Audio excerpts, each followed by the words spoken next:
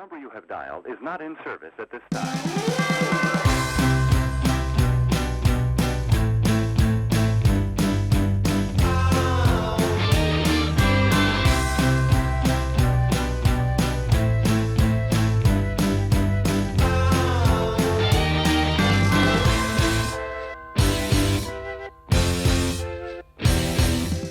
Welcome to Spotlight on the Arts. I'm Patrick Cristiano, your host, the publisher of TheaterLife.com, a website for theater buffs covering Broadway and off-Broadway theater.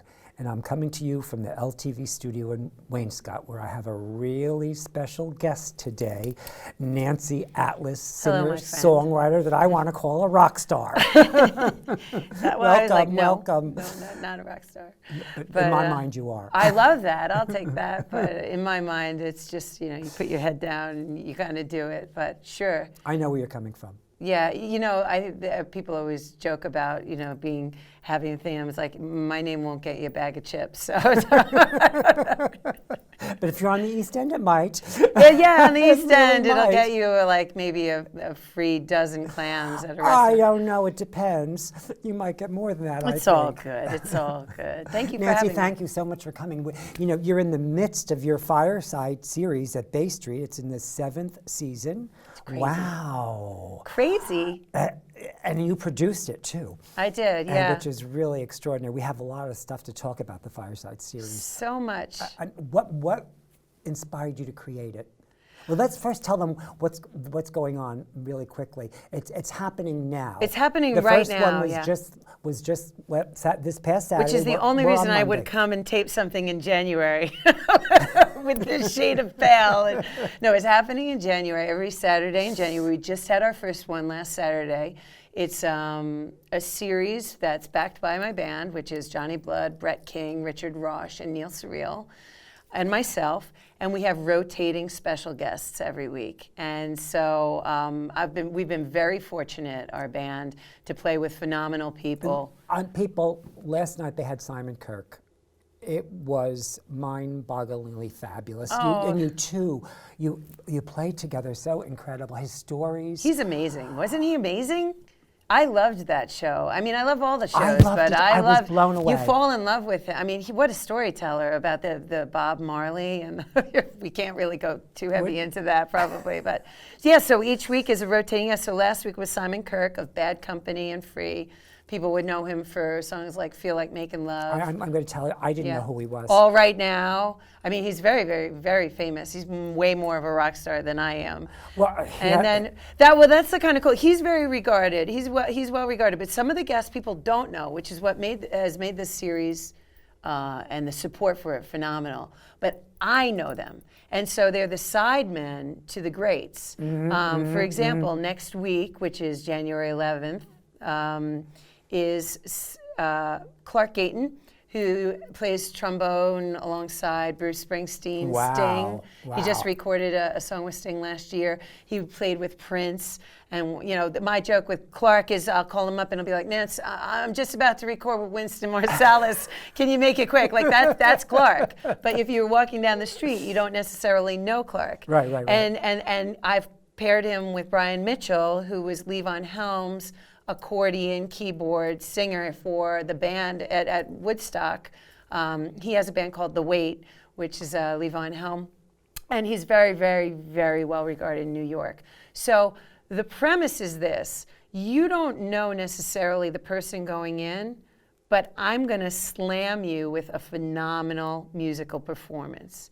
And why I think this Fireside Sessions has caught fire, if you'll forgive me. By the way, they're almost all sold out, so if you want to go. Only the last two, they are sold out. Only the last two have tickets, which is, and the last two are phenomenal shows. So, which is the 24th of January with Johnny Rosh, and that's going to be a blues show, and the 25th with Danny Keene, and that's a choir show. I have a local choir of women that I know singing behind us. Oh, how beautiful. It's so fun. Oh, it's just fun. It's fun. Did you have fun on Saturday? I had so much fun, Did you feel like you were taken out of winter and, lifted, and did you feel like it was a special experience? Well, I get so many special experiences, so it was right up there with all the things that are going on in my life. Good. And because it could have been not as good as the other stuff, and I really loved it. That's great. And I was.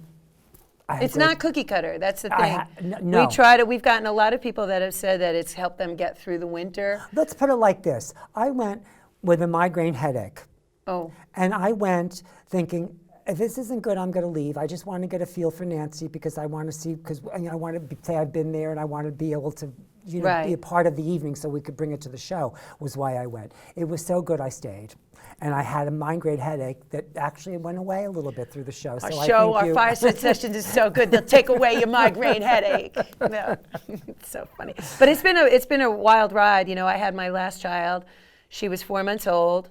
She came unexpectedly in August and kind of annihilated a summer of work, which it doesn't sound romantic, but it's a reality as an artist. So I was sitting there 7 years ago, scratching my head on how to create work quite honestly, for myself and my band in the worst time of year. That's interesting because we were just talking about how people have to recreate themselves sometimes when they hit a wall. And here you were stopped.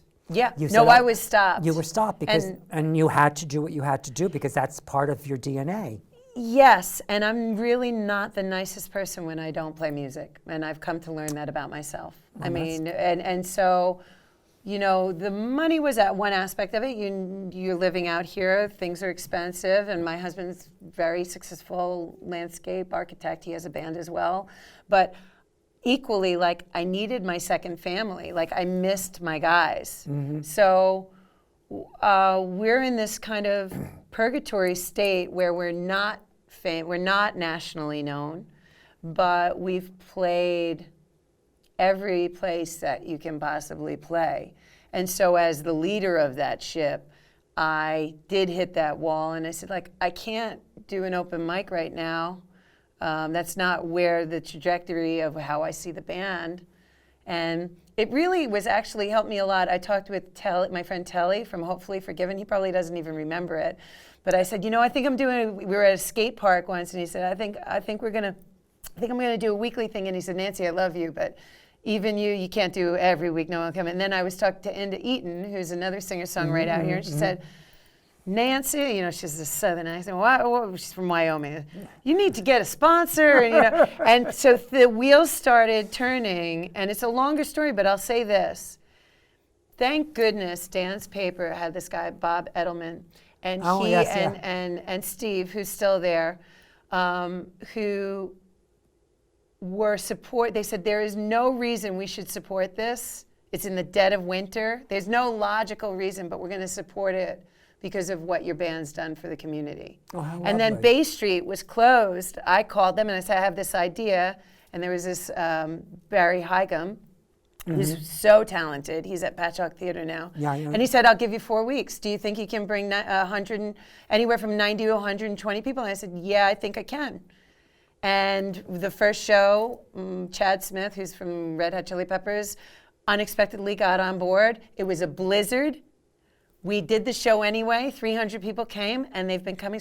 We've sold out 40 shows, I think, over the last 7 years, which is really quite something for you're a theater person. It's fabulous. You know? And the theater there, to do that at Bay Street, so isn't that wonderful? But just to even see, for someone like myself, I saw Jimmy Cliff at Bay Street. And to know the pendulatic shift of the arts, to see the theater so alive, like I know it's a different beast than having a beautiful play. Like they just had a very great run of Raisin in the Sun, and it's a different entity. You know, the theater is built, but it's a different energy. But to see it cackling and alive, it stirs me. It really does. To see a theater is, do you feel that way, that it's its own? Yes, I do. Being? Yeah, yes. It's its own. What do we have? Yes. And so to see it being used to its capacity consistently is kind of an honor. I don't know. I take it very seriously. So I think the shows have been a success from these three different entities, which is you have the publicity from Dan's Papers, Then you have Bay Street creating this beautiful theater. I don't want to interrupt you, but I'm going to interrupt you. Okay. Because I wanted to show the people who didn't. We were going to show early a clip of you A clip. performing. Okay, this is and we I think forgot. with We Johnny just- Rosh, Okay, we who's have the the 24th, January So 24th. for the people that have never seen This is just a little clip of me Nancy singing with perform, Johnny. and Yeah. it's a small clip because she was going to sing, but we can't today. Anyway. Well, we've got issues.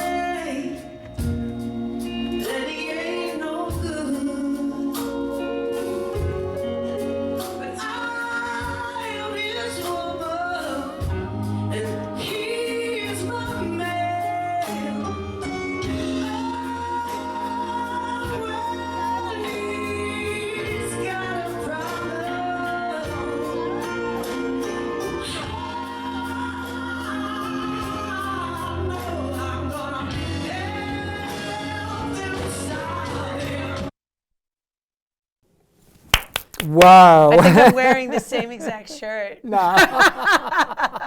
The life of the. I remember John Hyatt used to wear a similar shirt when he played the Talkhouse. I don't know if he still does. Never tell a musician what to wear. Never, because it's like a armor. No, you put it on. You know, I'm a 48-year-old woman. I think I know what I like and what I don't. Don't tell your age. I don't care. I don't agree with that. Oh. I don't agree with not telling your age. Okay, well, let's not go there then. No, but I think it's a good thing to talk about. Okay. Just very quickly. Okay. Well, 15 seconds. All right. Tess Ryan was Gordon Ryan and Diane Ryan's daughter, and she died at 7 from brain cancer out here. And at her funeral, I vowed I would never, ever be ashamed of my age. I'm not. I refuse to. Well, there's a difference. I didn't mean to be ashamed of it either. Yeah. That's No, but total. I know in the theater or whatever. So in the theater, Yeah, I as a know. person that acts, I like to play younger, and I can play younger. But as soon as I put a label on me, Well, we're the same age, so you know it's you know. No, but I feel you know what I feel often so do? passionately about that because people I get told that a lot to not But say how I old know they are. I share your passion about not being ashamed of your age. Yeah. Because I'm not ashamed of my age at all, but other people are sometimes, so I don't need to Yeah, well, put they them in can that kiss position. I my Lily. don't want to give them a reason not to hire me. Well, that's been the fun part. And as an actor too, you know, I get to play all different ages at different times, and I like people to project onto me what it is they project onto me, not what is sometimes the fact. Oh, that's a good point. An actor, you can be, Right. You're chameleon-like. You really are. Now that's 15 seconds. Okay, I did it. I kept it short. But I am. Only because we have so many better things to I know. talk about. Let's than talk, age. baby. Let's talk. What do you got for me? Well, this you just performed with. Who were you? That was Johnny Rosh. And he's going to be on. He's going to be on January 24th. He's been with the Blues Brothers. He's phenomenal blues singer. And we have all of these pictures that we want to show. Yeah. From your previous, from all the sessions, from some of the sessions. Yep. So we have pictures from the fireside sessions from the past 6 years, and Yeah, even, some of them even are. some from last Yeah, night. okay, so there's Clark Gayton. He's going to be this Saturday. He's on trombone. I think I have 2 or 3 of him. He's a good friend. So the he's one- this Saturday. He's this Saturday with Now, Brian why are you in the Mitchell. costumes? Because for the first 3 years I had rotating costumes for everybody. And I just liked everybody was game. And it's kind of tapered off since Bay Street has completely blocked me from using their costume. Everyone in Bay Street pretty much likes me except the costume department. Because I just went in, I had a field day. Did you not return them? Oh no, I returned them. In fact, that banana's mine. But you'll see through, if you can go through the next one. There's Winston Irie, who's a legend out here. He's a very good friend. There's Clark You know again. everybody. It's amazing. Well, we've been playing a long time. I say it's Cher, me, and the cockroaches. We just don't die. This is when Carrie Fisher died, and I think it was within 2 days. We went out, and that was a different year for Clark. We did Somewhere Over the Rainbow to honor her. It was a cappella. And then the next one, that's Arno Hecht, who is with the Uptown Horns. Arno is phenomenal, and everybody knows Cliff Black right there. There's Arno again. The Uptown Horns played for the Stones and Love Shack. There's Danny Keene. He's January 25th. Danny, that's a very appropriate picture for him because Danny is an angel. He's unbelievable funk soul. Wow. And so what I've done the last year is I've put a choir of my favorite female singers out here: Mama Lee, Annie Morgan, Rose. Just Jan Hanna, Jessie Haynes. I'm going to forget, but a whole bunch of women be behind them. And Indy Eaton's going to join us this year, and Sarah Conway too. That sounds like an incredible evening. Oh, it's just so fun. It's so really fun. does. There's Andy Aladort. He plays he's right-hand man. And you made him in this costume? I put him in the King costume with Superman underneath. He plays sideman to Dickie Betts. And there's a good old close-up of that bun. We can move forward from that one. There's my guys. None of this would be it wouldn't be possible without them. They are that's my band. They are just so phenomenal. There's Johnny Blood from Left to Right. They're me, Richard Roche on drums, Brett King on bass, and Neil Surreal on accordion and keys. If there's anything to be said about this series, it shows what phenomenal musicians they are, because everything's different. One week it's funk, the next week it's blues, the next week before that it's rock. I mean, we have Randy Fischenfeld on violin, and we go from playing jazz to reggae to anything, and they are just chameleons. They're just so phenomenal. So I kind of am in awe of them as much as I am in awe of the gift. I'm in awe of you, my dear. Oh, well, you don't need to be. Seriously, I'm in awe of all the people you know and the things and how you can connect all this stuff and bring it together and create this series that is just dynamite. Well, it's been a joy. It's been a joy. It's clear. Your passion shows. It's been a joy. And I think we want to talk about age, but as you get older, you start realizing. Age is important. I'm not saying it's not important. No, it's all good. But you start really realizing the importance of it. We're really known for out here for our original music. The last, I'd say 6 to 7 years, I've just put the pedal to the metal. We now do showcases, and there's been a huge achievement in that, because where we used to play the Talk House and follow, say, Johnny Winter or Dave Mason or whoever was there, we are now the national slot on our own music, and so that's great. But these shows give us a chance really to connect with our friends and make music at the dead of winter and shine the light on them, because they're phenomenal. And they're on these world tours. Which you actually did for me, because I didn't know this man, and now I've discovered a legend. Yeah, you knew the songs, right? Yeah, you knew and you went, oh my gosh, right? Yes, I knew the songs, of course, yes. And we had the mutual love of Roger at the Montauk Dump. I mean, what's not? We did this song Private Number, and we gave out the dump number at the end of the song. No, it's just, it's having a good laugh about it. So have you lived in Montauk all your life? No, I grew up in Comac, and then I went to school overseas. I did my college degree. I started at Cambridge, and then I moved to a smaller college called Richmond. It's not the one in Virginia. It's over in London, and then I did a year in Italy. I was actually trained to be a painter.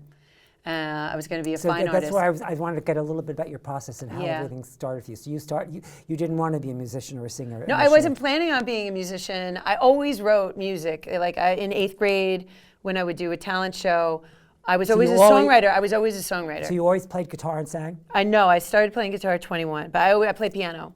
But people don't realize that because I don't play it. Mm-hmm. But now. Did you stop playing? I did, yeah.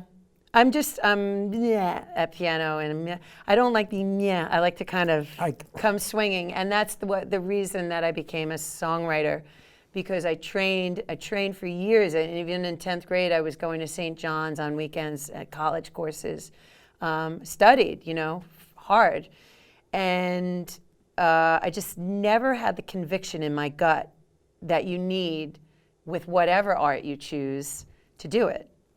Because I think as an artist, it's your duty to believe in yourself when nobody doesn't. I mean, that's a very cliche thing, I guess. But I think it's very wise. But you must believe when nobody doesn't, when nobody does. You must. And you must kind of never lose sight of that.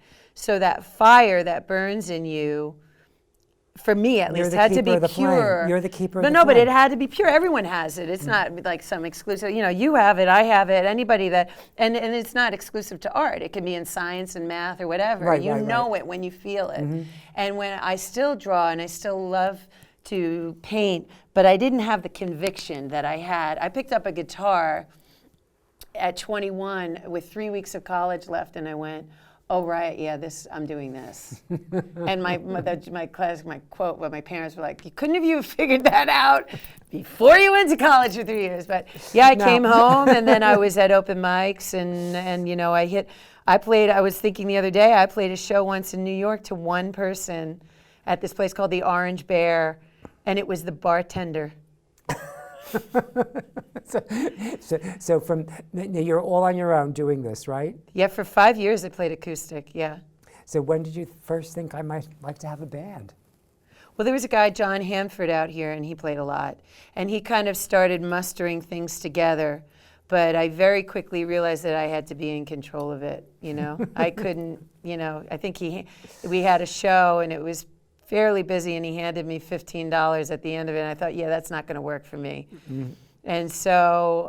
so this is when you knew it's time to get a band? Yes. No, it's intoxicating playing a song you've written with other people. It's the highest high I can think of. I can only imagine. I mean, people say, oh, you can tell me, I don't care what you think of my voice. I really don't, because I never planned on being a singer. I'm not trained at all. I just sing. But songwriting, you either like what I do or you don't. If you don't, I was probably saying that wrong. If you don't like my voice, I can take the criticism of it and be like, oh yeah, okay, whatever. Right. But as far as my songwriting goes, no, it's my destiny. If you don't like my songs, you don't like me. In other words. For sure. Yeah. For sure. I'm very passionate about the songwriting. And Very passionate about it. I spend a lot of time, and I hit walls, and I let it sit. So let's talk. On your website, I went on, and you have this new Christmas song that you just big old bow. Yeah. What's your website? It's NancyAtlas.com.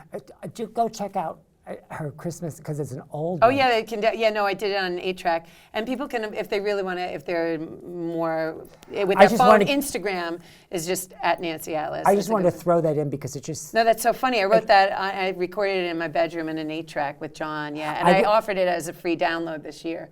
So I loved that story, and I loved the idea that you resurrected something from the past to bring present at the moment to share with the people in such an open Well, we and used to honest sing way. it. It's like, the Christmas song that nobody knows, but then at the same time, when I used to waitress at the corner bar, Jimmy Smythe used to crank it, and there would the entire bar for like 4 or 5 years knew that song, and then everything would stop, the orders, and the whole place would go up. And we'd have everybody singing. So, it always harkens back to, sometimes people say, like, are you sad that you aren't more successful or whatever? And I always think success is relative. It's relative. It's so relative. I know a lot of people that are very famous and not It's not about intentionally money. very happy. And not to say that I'm some rosebud. I'm not. I'm a cantankerous artist half the time. But the joy that I feel playing with my band and the memories that I have on the East End of an entire bar singing a Christmas song that I've written as the snow's falling, and that's enough for me as a songwriter.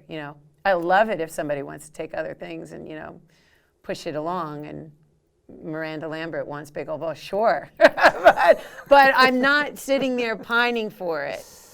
No, I couldn't agree with you more, because success is really relative to what's important to you. It's relative to your values. And if money is not the end all for you, then there's so many other places to be successful in terms of family, the things you do for people, Right. the enjoyment that you spread. There's so many levels. Well, to my kids success. they go to Montauk School, and they're all thriving, and they're doing so well. My son's class president, my daughter's dancing, my other son loves to sing, and it's, if you're on the road, you're not really seeing that, and that's a reality. So, we juggle it in my household. My husband has a band too, Jetty Coon, and we are constantly. Can we talk about getting married? And like earlier when we were chatting briefly, you called yourself a loner and you didn't ever see yourself getting married. And here you are now, 3 children. That's right. And well, I guess that's a testament if my husband has ever wondered whether I actually truly love him. There you go. I mean, I was never a girl that really had my sights set on getting married. And there's nothing wrong with that. I'm just saying who I was.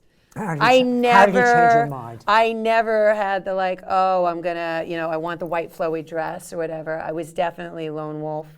I thought I was gonna be touring around and playing music and everything, and fell madly in love. So there you go. And now you have 3 children too. Wow. 3 beautiful kids. Yes, You're Cash, Levon, and Tallulah. You were blessed. I really am. I mean, it's such a full. I really am, rich and not life. only that, but Maybe we go right back to success. Look at all you well, have. That is success. And we have worked incredibly hard. Our band has been together for 24 years. I tell people, multiply that by 7, by dog years. That's the real number of a rock and roll band. It's not 24. Multiply by 7, because to stay together, they are truly my second family. And we are able to really survive out here. I mean, I've been very passionate with a lot of other musicians out here too, making sure that the legislation that they're trying to pass is friendly and pro music. There was this whole. Oh, I know.